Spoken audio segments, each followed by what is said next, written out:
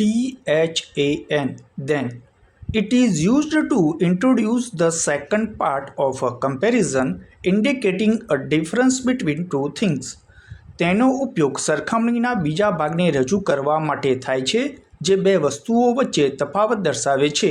Example: તે ગામના અન્ય માણસો કરતાં વધુ મજબૂત છે. He is stronger than any other man in the village. લાલ કાર વાદળી કાર કરતાં ઝડપી છે. The red car is faster than the blue one. તે તેની બહેન કરતાં વધુ સારી રીતે ગાય છે.